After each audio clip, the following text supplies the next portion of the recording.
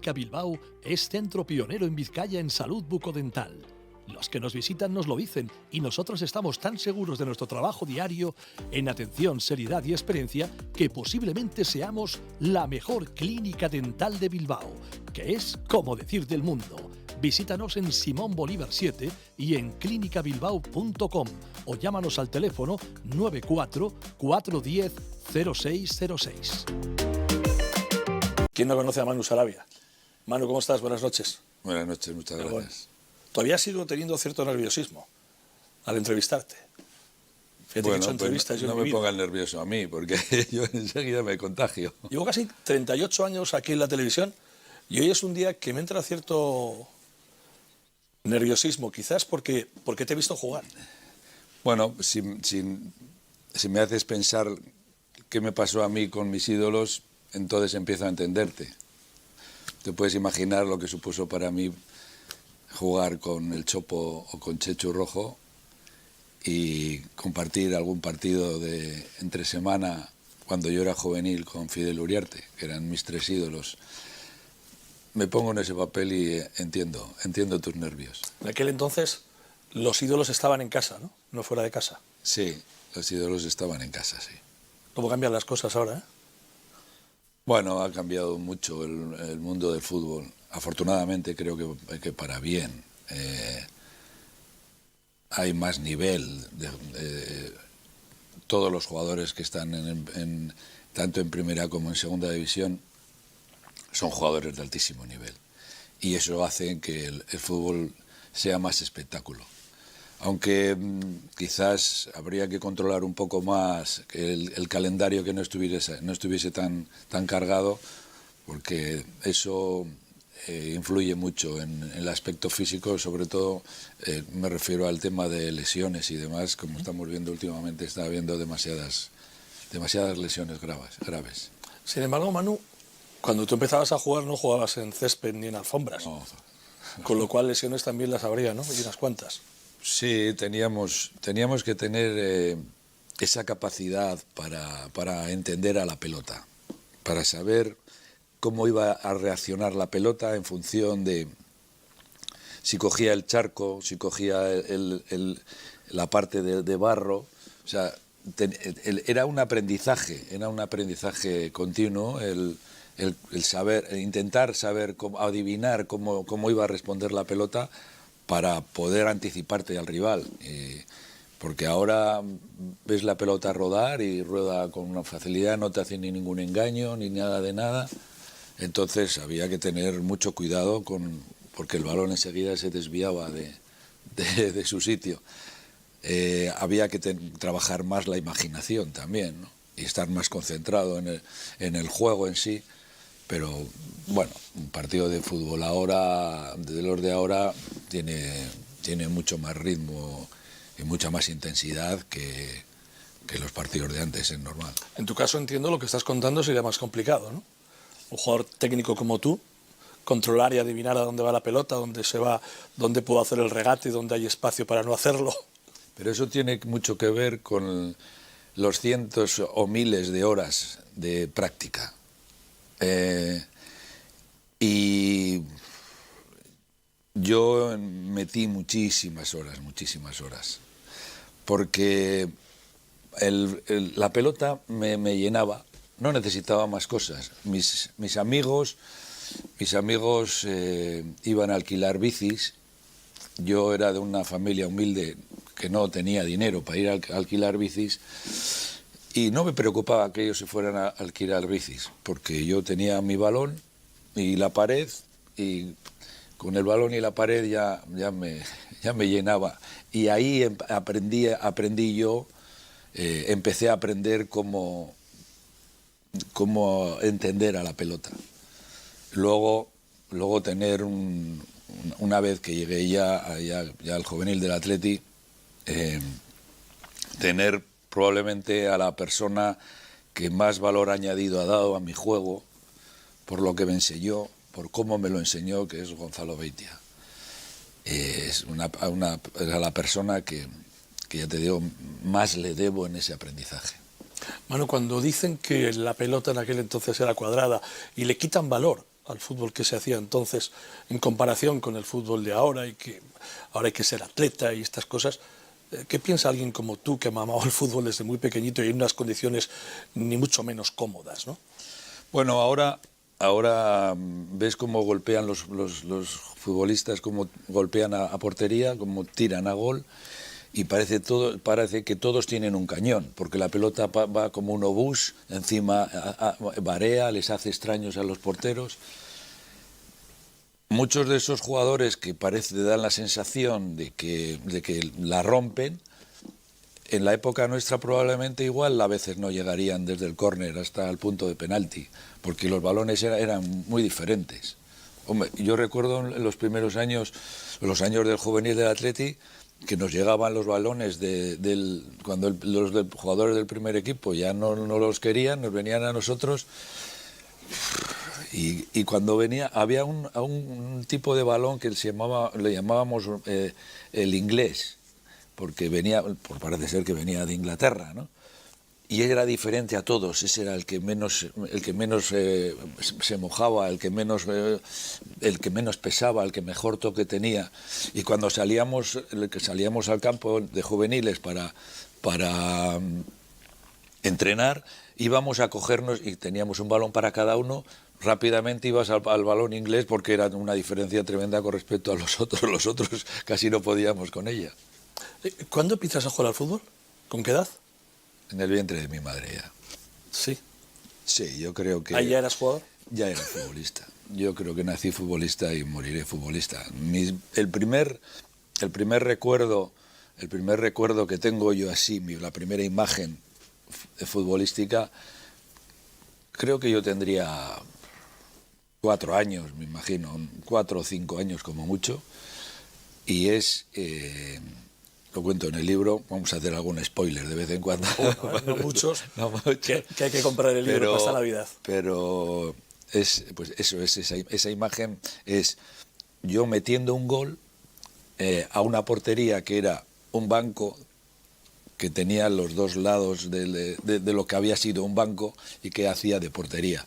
Y además era un gol que tenía mucho valor, porque era un partido que estábamos jugando contra los mayores. Los mayores podían ser de 6 o 7 años, pero claro, con 4 a 6 o 7 la diferencia era muy grande. Ese es mi primer recuerdo futbolístico. A partir de ahí, millones y millones de... Lo de que querías ser futbolista está claro, y lo de que querías ser del Atleti también, ¿no? Sí, sin ninguna duda.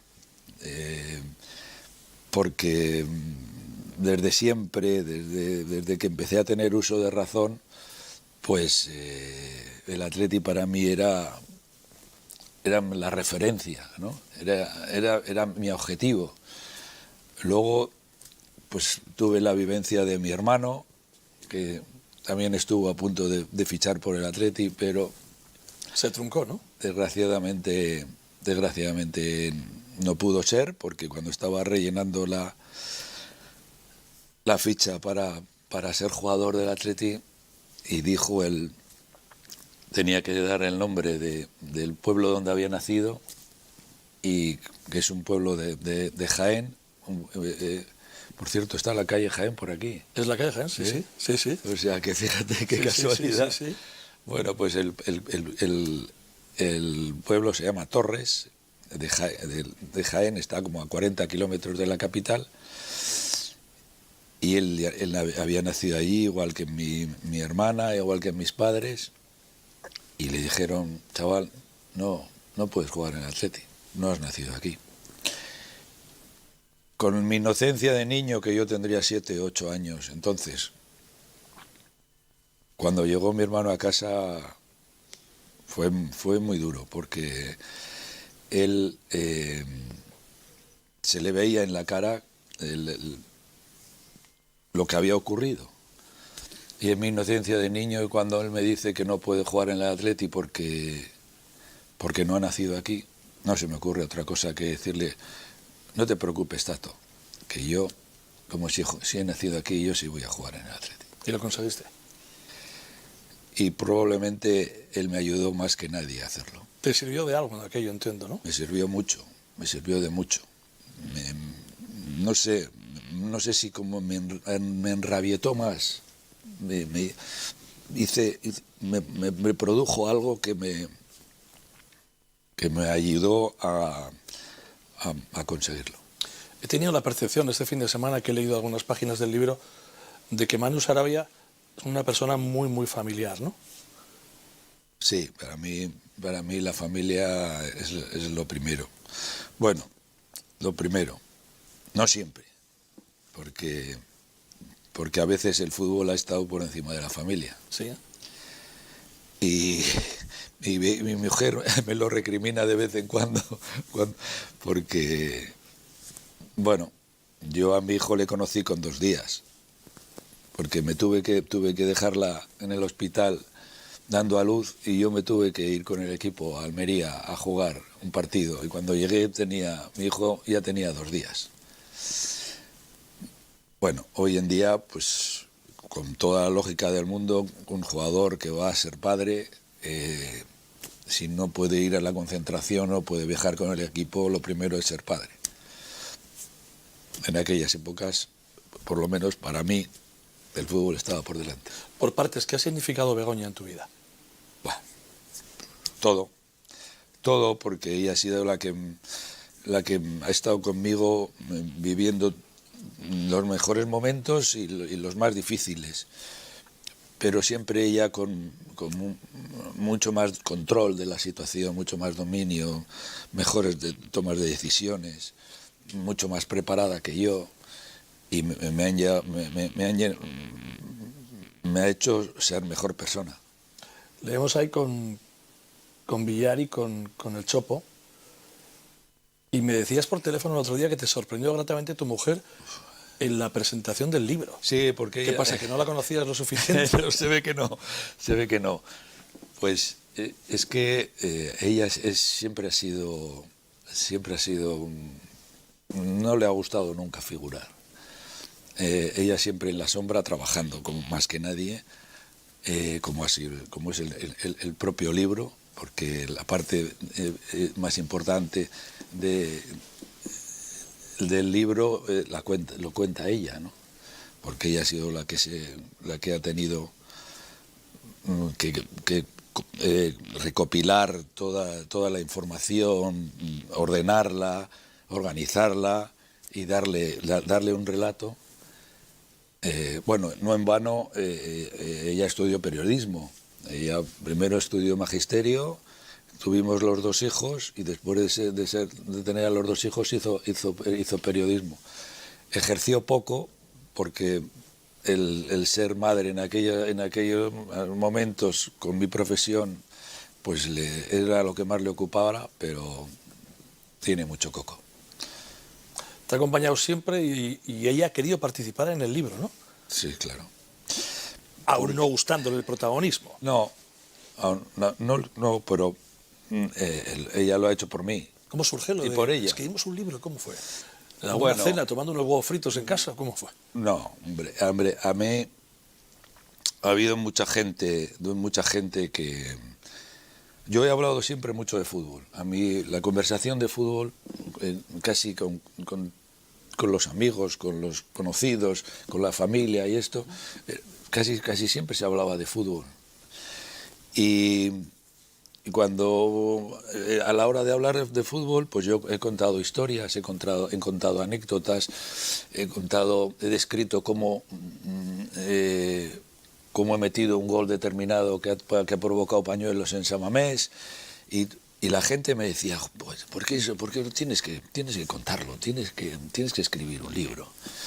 A eso se le unió desgraciadamente todo el afer, y entonces el hecho de hacer un libro estaba ahí, pero bueno, por un motivo u otro no llegaba el momento de hacer el libro. Pero ya cuando llegó el momento fue cuando, después de estar tantos años y tantos años teniendo que estar oyendo cosas que no nos gustaban, y llegó un momento, bueno, y desgraciadamente tengo que decir que es cuando llega el momento de El Afer, que después de tantos años estar oyendo las mentiras, las manipulaciones, hubo un momento que dijimos hasta aquí, ya no aguantamos más.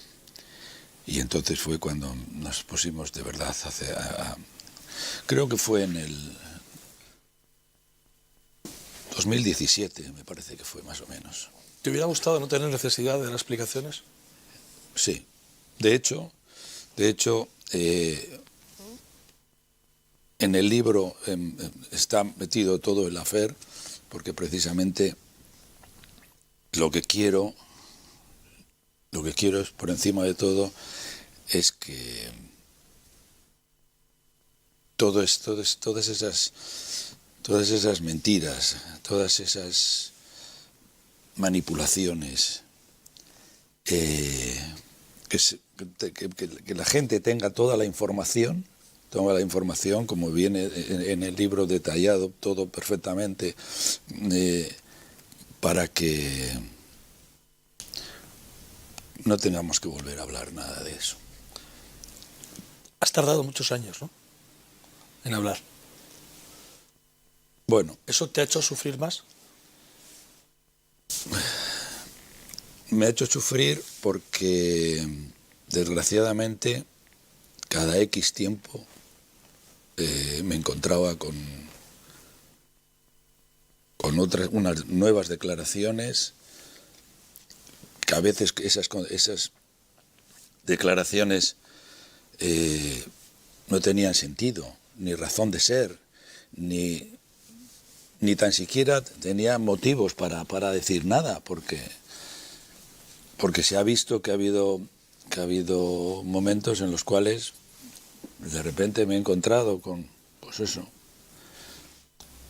una declaración en la que me llama medio golfo. Y entonces, con eso y otras muchas de esas frases son las que al final nos obligaron a tener que sacar este libro para, como te he dicho antes, intentar terminar ya de una vez para siempre con eso, y para que todo el mundo que quiera informarse y que quiera saber lo que pasó en realidad lo puede leer en el libro detalladamente. Sin embargo, yo sí que mi percepción de Manolo Sarabia, luego escucharemos a los aficionados hablar de ti, pero mi percepción de Manolo Sarabia es el jugador de fútbol, aquel jugador de fútbol que sorprendentemente esto ya no ocurre, que conseguía sacar pañuelos. Antes íbamos con pañuelos al campo, ahora ya no llevamos ni clines, ¿no? Entonces, yo creo que ha prevalecido siempre, ¿no?, ese gran jugador que tanto fútbol nos dio a los aficionados de San Mamés, y que tan reconocido eras también a nivel nacional y a nivel internacional, ¿no? Hombre, yo siempre he dicho que he sido un afortunado, porque he hecho lo que más me gustaba y he conseguido cosas. No voy a decir que no había pensado poder conseguirlas, pero que eran muy difíciles de conseguir. He jugado con compañeros que han sido mis ídolos. He jugado siempre con dos objetivos fundamentales cuando yo saltaba al terreno de juego. Uno era hacerlo lo mejor posible para ayudar a mi equipo a ganar, y lo otro era hacerlo lo mejor posible para hacer disfrutar al público. Creo que he tenido la suerte de poder conseguirlo, y eso para mí es como si dijera objetivo cumplido. Bombas Inborsa. Venta, alquiler, instalación, mantenimiento y reparación de equipos de bombeo para constructores, particulares y comunidades. Bombas de calefacción, sumergibles y especiales, aire acondicionado, grupos de presión, tratamiento de aguas, piscinas y accesorios en general. Bombas Inborsa. 50 años ya a su servicio. Autos Arrico. Cumplimos 40 años. Nuestro mejor aval es tu confianza. Autos Arrico. Vehículos premium, de ocasión, nacionales y certificados, con garantía de 24 meses y financiación propia. Autos Arrico. Si llevamos 40 años contigo, es por algo. Autos Arrico. Síguenos en redes sociales y visita nuestra web en autosarrico.com.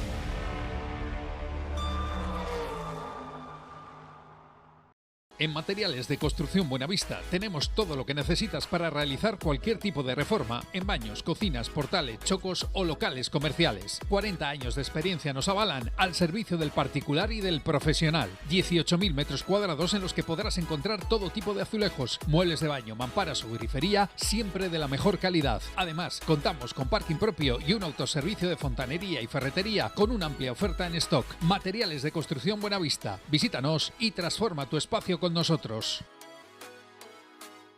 Explicas a tus nietos que conseguías despertar la necesidad de que los aficionados a la mesa quedasen pañuelos. Claro, esto yo se lo cuento a mi hijo, que también te admira porque lógicamente en casa está bien educado y ha visto tus vídeos, pero ¿cómo le consigues explicar a un chaval de las generaciones que vienen ahora que antaño, en los años 80, los aficionados iban con un pañuelo al campo, no para sonarse los mocos, sino por si acaso Manolo Sarabia hacía la bicicleta en Ponche Caballero?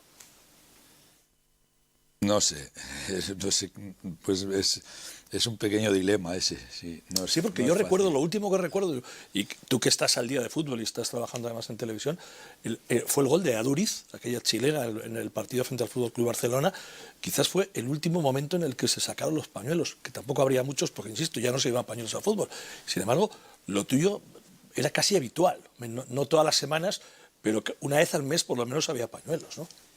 Sí, he tenido esa suerte, ¿no? Hombre, suerte y también habilidad y sobre todo mucho trabajo, mucha dedicación, mucho amor por el fútbol, muchas ganas de ser el mejor, de ser cada día mejor, de trabajar, de ser... Yo no terminaba los partidos y casi nunca estaba satisfecho de cómo había jugado, casi nunca, porque siempre pensaba que lo podía haber hecho un poco mejor. Y he sido siempre muy exigente conmigo mismo. Y yo creo que todo eso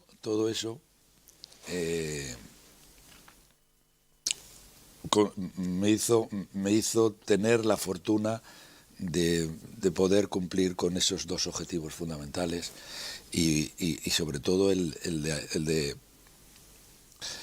de ayudar, o sea, hacer que la gente fuera feliz. Por eso cuando hace prácticamente un año, en el 125 aniversario, me llaman del Athletic que quieren que participe en el partido que se va a hacer para ese 125 aniversario, mi primera reacción es la de decir: tienes 67 pirulos, Manuel, ¿dónde vas a ir? Al campo, que llevas un montón de años sin ponerte unas botas, a ver si te vas a tropezar y te vas a caer. Pero no me duró ni... Bueno, al instante dije: ¿cómo voy a perder la oportunidad de volver a saltar San Mamés, ponerme la camiseta del Atleti, escuchar al público cantar mi nombre? Yo, que vendería mi alma al diablo por poder ser futbolista todavía. Oye, ¿te decepcionó algún compañero en aquella época con el affair que tuviste? No, porque nunca hemos hablado de eso. Nunca hemos hablado de eso. Os habéis seguido juntando, ¿no? Sí, bueno, nos juntábamos, empezamos a juntarnos al principio y demás, pero ya no. ahora nos hemos visto, lo que pasa es que últimamente 40 aniversario de la Primera Liga, 40 aniversario de la Segunda Liga, y el doblete, el triplete, y la gabarra, afortunadamente la gabarra, y entonces últimamente nos hemos visto más. Pero ha habido años en los cuales no nos hemos visto. Pero en cualquier caso, cada vez que nos hemos visto... ¿Te has sentido cómodo? No, sí, perfectamente. O sea, mis compañeros... Yo con todo el mundo me he llevado extraordinariamente bien. Y bueno, pues no ha habido... No. Hemos visto además, y creo que tenemos imágenes que vamos a poder ver contigo, Manu, las imágenes de la presentación del libro, en el que lógicamente, si está el más grande, lo demás sobra, ¿no? Estaba José Ángel Iríbar, ¿no? Que, como bien decías hace un rato, fue para ti una referencia el poder participar en un entrenamiento con él, ¿no? Cuando eras muy jovencito. Bueno, es que con el Chopo está Andoni Goico, tenemos vidas paralelas casi, Andoni y yo. Sí. Fichamos el mismo año por el Atleti. Debutamos, él llegó al primer equipo antes que yo, debutamos juntos el mismo día en la selección y hemos estado años y años compartiendo vestuario, y posteriormente es de los que más contacto tengo con Andoni. Santi Urquiaga. Hombre, Santi también es una persona también muy allegada. Cuéntanos la anécdota de este aficionado, ¿no? Bueno, que fue con la Pantera Rosa. Este vino desde Las Palmas de Gran Canaria, vino porque cuando Eder estuvo allí de segundo entrenador con Quique Setién en Las Palmas, sí. Nos hicimos amigos. Él es de familia de aquí. Y no sé dónde encontraría esa Pantera Rosa para llevármela y regalármela. ¿Lo de la Pantera? ¿A cuenta de qué vino? La Pantera Rosa, a mí me han llamado muchas cosas, me han puesto muchos apodos. Y uno de los apodos que me han puesto ha sido el de la Pantera Rosa. Y se ve, creo que fue Héctor del Mar, el que lo dijo en un partido con la selección, en una conducción, una de esas conducciones que hacía yo intentando driblar a varios para buscar la profundidad y meter gol si era posible. Afortunadamente muchas veces fue posible. Y yo era sin la pelota era un jugador desgarbado, o sea, tenía como mala pinta. Sin embargo, cuando cogía la pelota ya todo cambiaba y llegaba la elegancia, ¿no? Entonces, yo recuerdo en aquellos años ETV hizo un reportaje sobre mí y dividió la pantalla en dos partes, ¿no? Y en una salía la Pantera Rosa y en otra salía yo. Y tengo que reconocer que nos parecíamos bastante a Corres. No, y me resultó muy simpático porque era un dibujo animado muy especial y bueno, y muy simpático. Te has definido muy bien, ¿no? Es decir, eras un hombre desgarbado cuando no tenías la pelota, pero cuando tenías la pelota eran todo grandezas. ¿Hubiera encajado Manolo Sarabia en este fútbol en el que hay que hacer mucha presión, mucho físico, en el que no puedes desperdiciar a un jugador que esté a su bola esperando a que le llegue la pelota para marcar un gol? ¿Hubiera encajado bien Manolo Sarabia? Perfectísimamente. Sí. Perfectísimamente. El otro día me preguntaban si los jugadores así diferentes, como a mí se me ha denominado también en muchas ocasiones, están en peligro de extinción. Yo rotundamente digo que en absoluto, más bien al contrario. O sea, el fútbol evolucionará y seguirá evolucionando, pero los jugadores con talento, los jugadores que nacen con un don.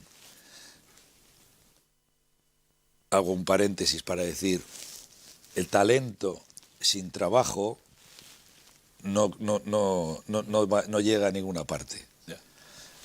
Tienes que tener talento, pero hay que trabajar. Y yo he sido, hasta hace poco, que me enteré que salió la noticia de que Iñaki Williams rompía, llevaba no sé cuántos partidos seguidos sin descansar, o sea, jugando. Dije, ese dato es de los datos más contundentes que puede tener un futbolista, estar años seguidos jugando un partido. Yo que tuve la enorme suerte y también la habilidad para evitar las lesiones, siempre he pensado que había sido un futbolista muy rentable para los clubes donde he jugado. Porque casi siempre, salvo esas pequeñas lesiones que tuve, que fueron muy pocas, yo siempre estaba en disposición de jugar. Luego el entrenador decidiría si tenía que jugar o no, y luego yo decidía en el terreno de juego qué era lo que había que hacer en función para beneficiar a mi equipo y poder ganar. Y bueno, pues en esa disyuntiva, no sé ahora exactamente qué podría ser de un futbolista como yo, pero sinceramente, y yo creo que en esta época seguiría haciendo o quizás mejor lo que hacía antes. Fíjate que Junior, mi hijo, que le encanta el fútbol, ha tenido la suerte de tener el mejor entrenador del mundo, que es Eder, lo entrenó en el Lanok, y a veces me pregunta, dice, Aita, ¿con quién compararías de la época actual a Manolo Sarabia? Yo no sé si me puedes contestar a esa pregunta. Yo sinceramente es que no encuentro una comparación, o sea, yo creo que no hay un jugador como tú hoy en día. Yo siempre, con ese perfil, ¿no? Siempre he huido de las comparaciones, y creo que además cada futbolista tiene que sentirse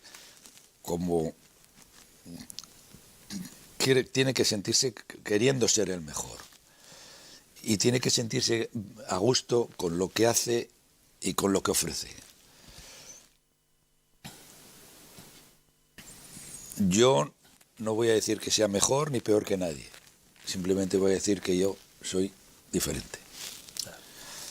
Y si me pides que te diga de algún futbolista al que me puedo parecer, igual tengo que pensar mucho y no encuentro a ninguno. Nos pasa lo mismo. Enhorabuena a la familia. Tienes 2 hijos, Eder y una chica. Ollane. ¿Cómo han crecido en casa con un Aita así, con un padre así? Bueno, fíjate... ¿Ollane también era futbolera? ¿O es futbolera? Sí. Muchísimo. ¿Más que Eder, sí? No, más que Eder no. Más que Eder no. La única que no ha sido futbolera es mi mujer. Begoña. Es curioso. O sea, y hoy en día, pues le gusta ver al equipo de su hijo. Y ve los partidos del equipo de su hijo 4 o 5 veces a la semana. Pero nada más. Y el fútbol no le gusta. Y es más, ni entiende. Bueno, ya con el paso de los años algo va entendiendo, pero no. Pero es el dato curioso de la familia, porque los demás somos unos enfermos del fútbol. Unos enfermos. O sea, Ollane también, ¿eh? Sí. Se conoce a todos los jugadores, analiza el juego con mucha inteligencia. En mi casa el fútbol es Prácticamente todo. Oye, ¿Eder le ha pesado el apellido a tu hijo? ¿O se lo ha currado? Mira, yo pensaba que Eder iba a ser futbolista y que iba a vivir del fútbol como futbolista. Tuvo la mala suerte de tener dos lesiones muy graves. Una hernia discal que le tuvo 3 años parado, y luego una fractura de la pierna.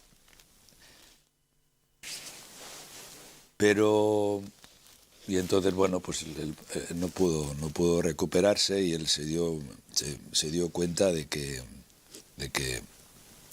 del fútbol no iba a vivir como futbolista. Pero un día llega a casa diciendo que había estado entrenando a unos niños de Cruces y que le había gustado. Claro, yo había vivido con él estaba siempre pegado a mí. Como he dicho antes, como a mí siempre me gustaba hablar de fútbol, y en los años además en los que jugaba, pues tenía que hablaba todavía más de fútbol. Y él siempre estaba con la oreja puesta, y a veces incluso me decía: Aita, eso no es así, ¿eh? Le digo: cariño. Bueno, y entonces yo le dije: ¿y eso te ha gustado? Me dice: sí, me ha gustado. Total que entró en el Danoc, empezó a entrenar, y yo iba a verle los partidos y empecé a ver cosas de él que me llamaron mucho la atención. Entró en el proyecto externo del Atleti. Y un día que yo iba de viaje, a las 9:00 de la mañana, él se había levantado a las 7 porque iba a ver a un equipo de alevines, me parece que eran alevines, y a las 9:00 me suena el teléfono yendo hacia el aeropuerto, y era Eder. Me dice: Aita, me he pegado un madrugón, era invierno, hacía un frío impresionante, pero ha merecido la pena. He visto a un chaval que ha hecho 2 conducciones y ha hecho 3 cosas que me han merecido la pena al haberme levantado. Y dije: bueno, eso es buen síntoma. Sorpréndeme. Es buen síntoma. Eder ha nacido para ser entrenador de fútbol y estar sentado en la mesa de los mejores. Y lo digo yo, que soy su aita. ¿Tiene algo tuyo? Aunque él no haya sido todo jugador lo de fútbol. mío, tiene todo lo mío, todo lo que él ha mamado conmigo. Pero él, o sea, mira, cuando salieron del Barça, él volvió a casa, y estábamos en casa y nos poníamos a ver partidos. En cada partido veía 5 o 6 cosas que yo no veía. Y yo me considero uno de los mejores analistas del fútbol. Pues él es muchísimo mejor que yo. ¿Te ha hecho el prólogo? Sí, él se lo pidió. Cuando le dijiste que escribías un libro, ¿qué te dijo? Pues quizás me dijo: ya era hora y tal. Ya. En ese prólogo él, por desvelar alguna pincelada al prólogo también, habla de que era un aficionado más en las gradas de las Gaunas. Sí. Qué bonito, ¿no? Que tu hijo pueda disfrutar del fútbol de su padre, ¿no? Sí. Para él seguramente será precioso. Para mí es de lo mejor que me puede pasar. siendo el fútbol mi vida y siendo lo que más me ha gustado, pues yo ahora vivo el fútbol de otra manera, sobre todo cuando veo los partidos de los equipos de Eder, ahora en el Elche. Sufro muchísimo, me pongo muy nervioso, pero no puedo dejar de mirar el partido. Y bueno, como he dicho antes, es lo que pienso. O sea, Aprendió también mucho. Ve el fútbol con una facilidad enorme. Aprendió mucho con Quique. Muchísimo. ¿Quién es Quique para ti? ¿Quique Setién? Pues Quique es un gran amigo. Se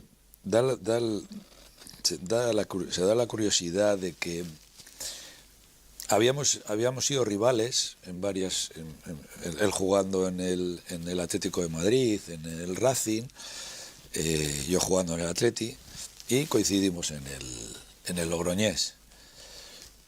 Y los dos nos confesamos que de alguna manera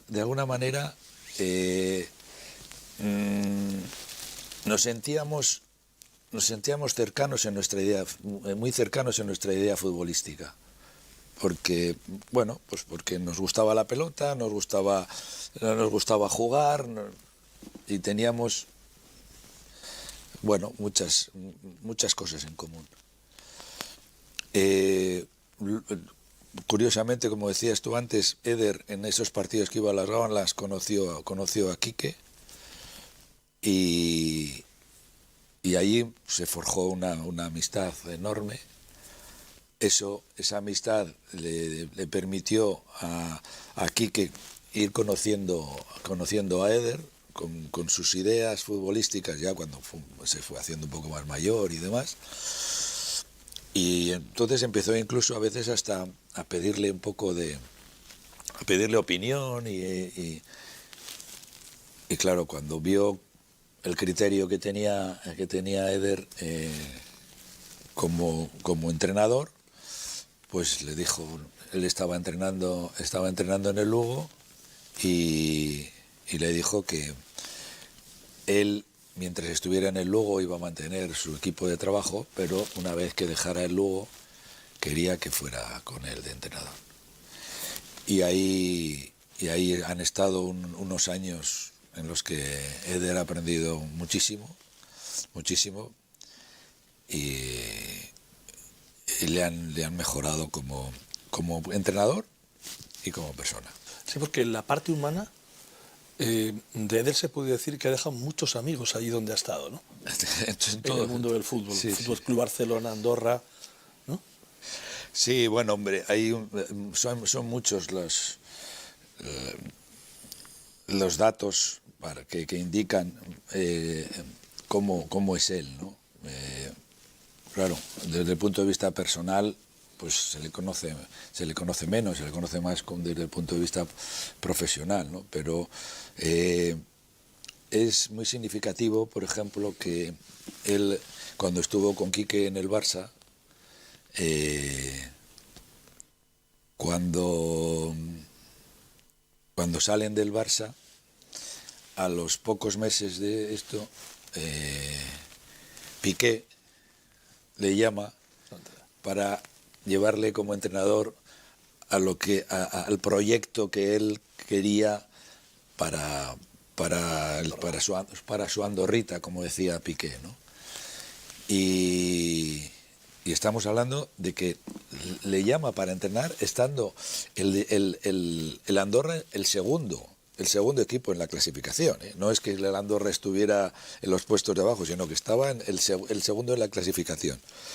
Pero Piqué estaba convencido que la persona más adecuada, el entrenador más adecuado, por lo que había vivido con Eder en el Barça, era Eder para entrenar a su equipo. Entiendo que no te molesta que hablemos de Eder, ¿no? No. Orgullo de padre, quiero decir, ¿no? Porque venimos a hablar de tu libro y, sin embargo... Hay algo más maravilloso para unos padres que sus hijos sean felices. Bueno, me has dejado asustado cuando Begoña ve los partidos ahora del Elche durante la semana, una vez y otra vez el mismo. Sí. Sin gustarle el fútbol, con lo cual tiene mucho más mérito.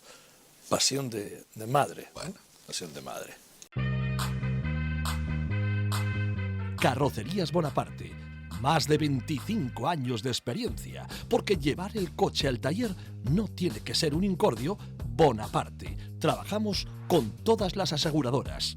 Carrocerías Bonaparte. Polígono Lezama Leguizamón, en Echevarri.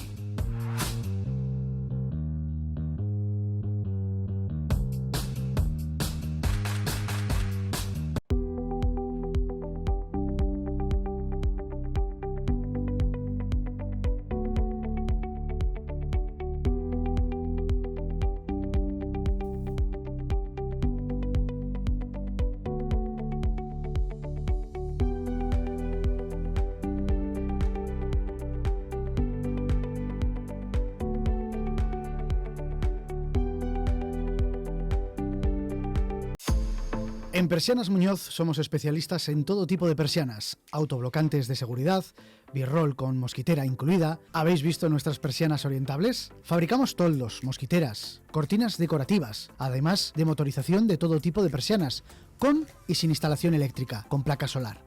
Control con Alexa y Google Home. Nuestra fábrica está en Zarátamo y nuestras exposiciones en Bilbao, Galdakao, Guernica y Santuchu.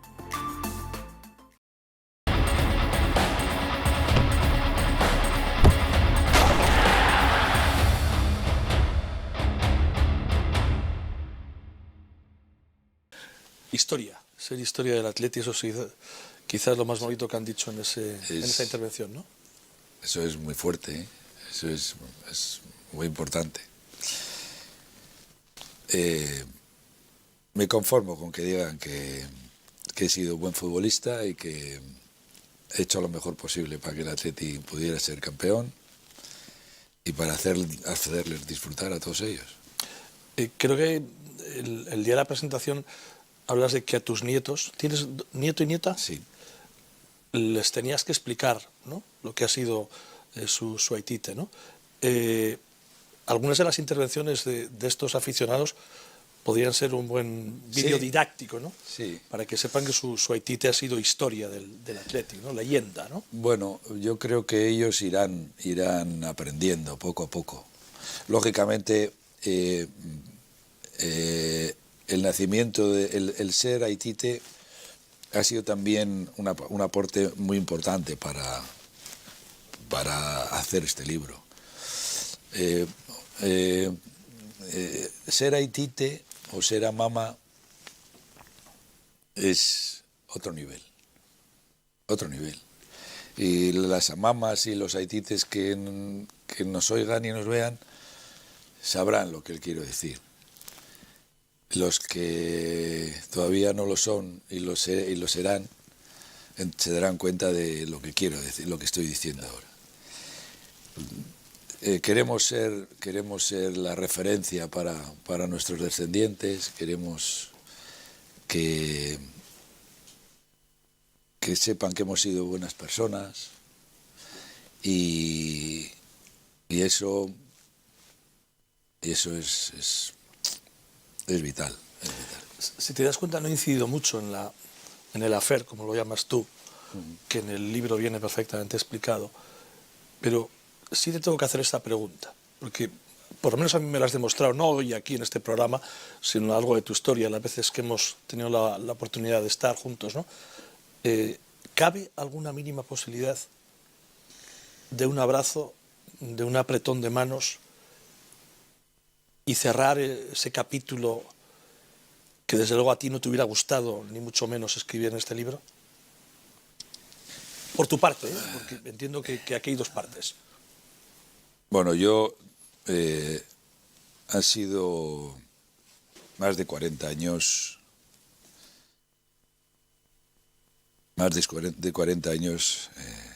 sufriendo.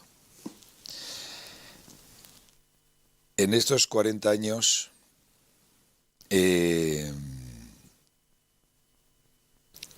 ha habido alguna ocasión que algunos de mis compañeros han intentado que a ver si podíamos solucionar el problema. No me voy a extender mucho.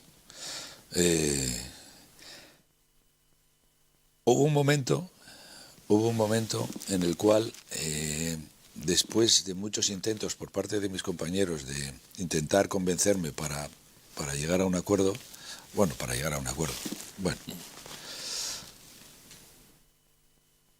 yo les dije que sí.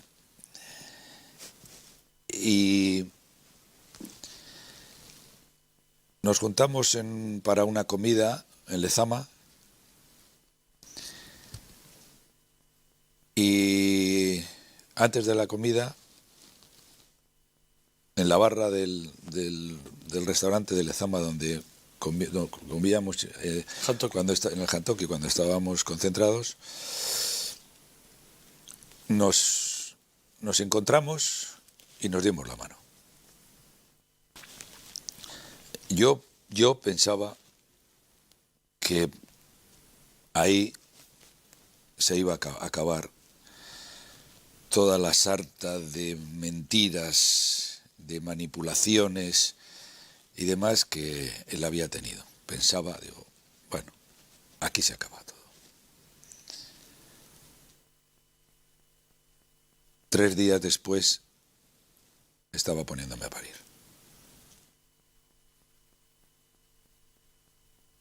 Y luego así sucesivamente. Es prácticamente imposible lo que me has dicho. Claro. ¿Me firmarás luego el libro? Hombre, por supuesto. Oh. Bueno, en un instante hablaremos, si me lo permites, unos minutos del actual Atleti. Vale. Porque por favor, con tanto fútbol que tienes en casa, supongo que algo podrás opinar de tu Atleti. Hemos dicho que has vivido momentos complicados, hablabas del partido de aquella final de Copa frente al Fútbol Club Barcelona, pero hay un momento súper emotivo, bonito, emocionante, que es el de la Gabarra.